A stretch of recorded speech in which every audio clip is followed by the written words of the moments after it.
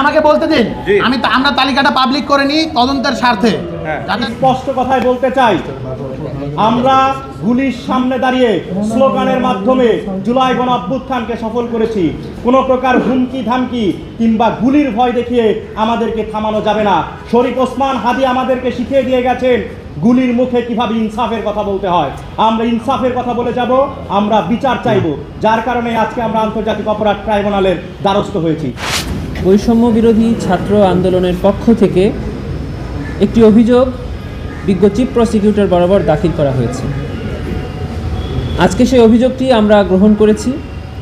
সেখানে 25 জনকে অভিযুক্ত করা হয়েছে এবং সাথে আরও অজ্ঞাতনামা 200 জনকে অভিযুক্ত করা হয়েছে। সেখানে গত 2024 সালের 22 জুলাই একটি বৈঠকের ছবি, সেই বৈঠকে প্রদত্ত কিছু ভিডিও বক্তব্য এবং কিছু পত্রিকার রিপোর্টস সেই অভিযোগের সাথে এনেক্স করা হয়েছে।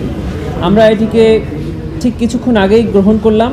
আমরা এটিকে পর্যালোচনা করব এবং খুব শীঘ্রই অতি অল্প সময়ের মধ্যে আমরা এটা তদন্তকারী সংস্থার কাছে প্রেরণ করব তদন্তের জন্য।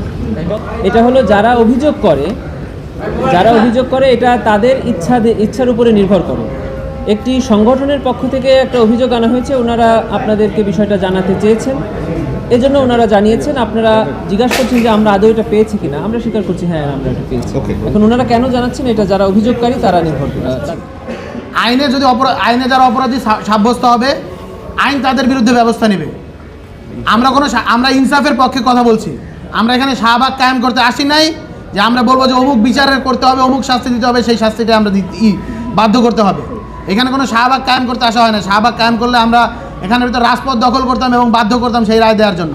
আমরা এখানে ইনসাফের জন্য এসেছি, বিচারের জন্য এসেছি। যদি বিচার আইনে যে শাস্তি আছে সেই অনুযায়ী আমরা যে তাদেরকে হলো কি অপরাধী হিসেবে গণ্য করার পরবর্তীতে যদি অপরাধ প্রমাণিত হয় তাদেরকে সেই শাস্তি দেওয়ার জন্য আমরা বলবো। এবং আমরা আরও একটা কথা বলতে চাই, যারা অপরাধী রয়েছেন তাদের প্রতিও আমরা চাই যে তাদের প্রতি কোনো প্রকার অন্যায্য কাজ না করা হোক, তাদের প্রতি জুলুম না করা হোক। অপরাধীদেরকেও ইনসাফের দৃষ্টিতে দেখতে হবে। তারা যতটুকু অপরাধ করেছে ততটুকুই শাস্তি তাদের দিতে হবে। আমরা কারো উপর অতিরিক্ত শাস্তি বা কোনো প্রকার জুলুম চাপিয়ে দেওয়ার পক্ষপাতী নই। আপনারা যাদের নাম দিয়েছেন, আমরা যতটুকু এখন পর্যন্ত তথ্য পাচ্ছি তাতে অনেক ব্যবসায়ীরা এই সরকারের সাথে আমরা প্রতিনিয়ত দেখছি তারা আছে, মানে ওতপ্রোতভাবে জড়িয়ে আছে। এইটার দায় কি তাহলে সরকারকেও নিতে হবে বা আছে কি না এই সরকার? আচ্ছা, আমি একটা কথা বলতে চাই, আমরা কিন্তু তালিকাটা পাবলিক করিনি। না যেভাবেই করেন এটা আমাকে বলতে দিন, আমরা তালিকাটা পাবলিক করে নিই তদন্তের স্বার্থে। তদন্ত কর্মকর্তাদেরকে কোনো প্রকার বিঘ্ন না করা হয়, সেটা যাতে শান্তিপূর্ণভাবে চলে এবং তারা যাতে সুন্দরভাবে তাদের এই তদন্ত কার্যক্রম সম্পন্ন করতে পারে, তাই এই লিস্টটা কিন্তু পাবলিক করা হয়নি। কিন্তু আপনাদের কাছে অলরেডি নানাবিধ, আপনারা বলছেন যে নানাবিধ সোর্স থেকে বিভিন্ন ধরনের হলো গিয়ে লিস্ট চলে আসছে। আমরা জানি না এই লিস্টগুলো কারা পাবলিক করছে বা সেই লিস্টগুলো আদৌ অরিজিনাল নাকি ডুপ্লিকেট। আপনাদের এটা তালিকা করার দরকার নাই। আপনারা যে ছবিটা দিয়েছেন এবং ওই সময় যে সংবাদ সম্মেলনটা হয়েছে সেইখানকার যদি ধরি, তারা বাংলাদেশের শীর্ষ সব ব্যবসায়ী ছিল। তো এই যে আপনারা এখন বলছেন যে ওই সংবাদ সম্মেলনের সূত্র ধরে যদি ধরেন তাহলে তো সবাই অভিযুক্ত হয়ে যাবে। তাইলে কি বাংলাদেশের ব্যবসা বাণিজ্যে আবার নতুন করে একটা অস্থিরতা তৈরি হবে কিনা? আমরা কিন্তু সকলের নামে অভিযোগ করিনি। এখানের ভিতরে আপনারা দেখতে পেয়েছেন কেউ যারা বক্তব্য দিয়েছেন, অনেকে বক্তব্য দিয়েছেন, অনেকে কথা বলেছেন। অপরাধের মাত্রা লঘু এবং গুরু। আপনি একটা কথা স্পষ্টভাবে বলতে চাই, যখন গুলি চলে সেই সময় আপনি যখন যে একজন গণহত্যাকারী যখন আপনাকে ডাকবে আপনি যাবেন কেন? আপনার যদি শির দ্বারা সোজা হয়ে থাকে আপনি কখনো সেখানে যেতেন না। বাংলাদেশে স্পষ্ট হয়ে গিয়েছিল 17 তারিখের মধ্যেই কারা বাংলাদেশপন্থী শক্তি, কারা হলো গিয়া আওয়ামী ফ্যাসিবাদপন্থী শক্তি, কারা গণহত্যাকারী পক্ষের শক্তি। যারা গণহত্যাকারী পক্ষের শক্তি তাদের অবশ্যই বাংলাদেশের একটি বিচারিক প্রক্রিয়ার মধ্য দিয়ে নিয়ে যেতে হবে। আমরা যদি বিচারিক প্রক্রিয়ার মধ্য দিয়ে না যাই, কোনো প্রকার পলিটিক্যাল শেল্টারের মধ্য দিয়ে রিকনসিলিয়েশন করা হয়, অতীতে দেখা গিয়েছে এটা বাংলাদেশের জন্য কাল হয়ে উঠেছে, এরা বাংলাদেশের জন্য কালচাপ হয়ে উঠেছে এবং আবার উঠবে। যারা বিচারিক প্রক্রিয়া আস্থা রাখতে চায় না আমরা তাদেরকে সন্দেহ করছি।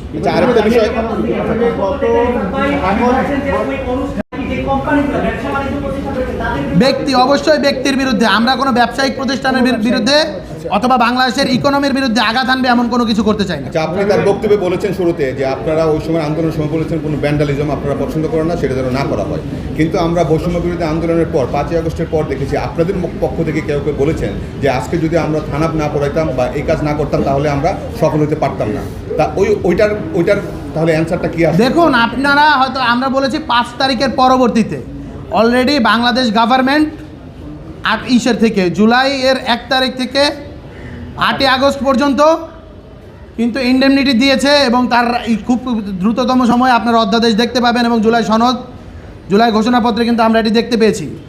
যারা যখন কিনা গণহত্যা চলছে সেটাকে আমরা বলি যে বৈপ্লবিক সহিংসতা শব্দটা হলো গিয়ে আন্তর্জাতিকভাবে ব্যবহার করা হয় এবং আমরা এটাকে আমাদের বাংলাদেশের যে শব্দ বাঙালি ভাষায় সেটাকে বলি গণপ্রতিরোধ।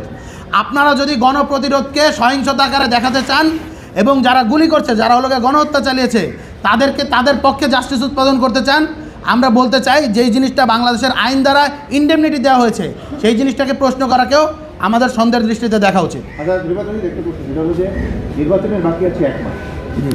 আপনারা যদি এই অভিযোগটা যদি আপনি মনে হয়েছে যে ওনারা অপরাধ করেছেন, আগে অভিযোগটা কেন দিলেন না? এর মধ্যে কোনো বিচারটা বিচার প্রক্রিয়াটা শেষ করা দিলেন।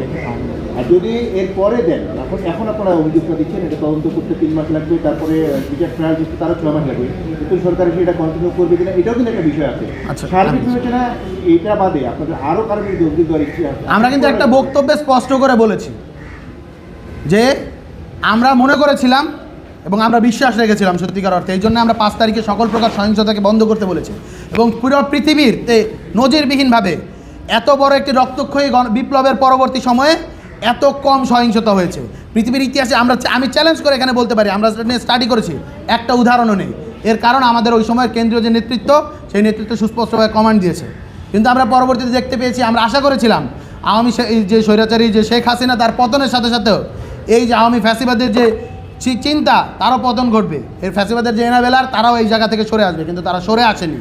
এবং সামনে নির্বাচনকে সামনে রেখে নানাবিধ অপকর্ম, নানাবিধ অস্থিতিশীলতা তৈরি করার তারা চেষ্টা করছে। আপনাদের গণমাধ্যম থেকেই আমরা ব্যাপারগুলোকে স্পষ্ট হচ্ছি, ব্যাপারগুলোকে জানতে পারছি। তাই আমাদের এখন আমরা অতীতেও আমরা এই জিনিসটাকে সুযোগ দিয়েছি। আমরা মনে করেছিলাম তারা আসলে যে জাস্টিসের পক্ষে, জুলাইয়ের পক্ষে, বাংলাদেশের পক্ষে ফেরত আসবে, কিন্তু তারা আসেনি।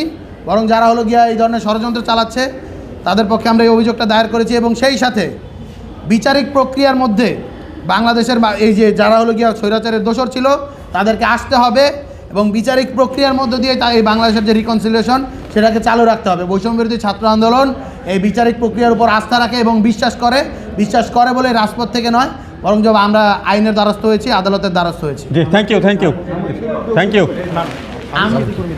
আমরা এখানের ভিতরে বলেছি সাংস্কৃতিক কর্মীদের বিরুদ্ধে আমরা অভিযোগ দিব, সেটি চলমান রয়েছে, সেই তালিকা এখনও প্রকাশিত হয়নি। আপনারা জানেন, আপনারা অলরেডি মিডিয়াতে আপনারাই নিউজ করেছেন যে এই মানুষগুলো কারা এখনও আওয়ামী ফ্যাসিবাদী যেই বয়ান সেগুলোকে বাংলাদেশে স্টাবলিশ করার জন্য এবং জুলাই গণ অভ্যুত্থানকে হলো গিয়ে এখানে নিচু দেখানোর জন্য, হেয় করার জন্য কীভাবে অনলাইন অফলাইনে ন্যারেটিভ উৎপাদন করছে। আমরা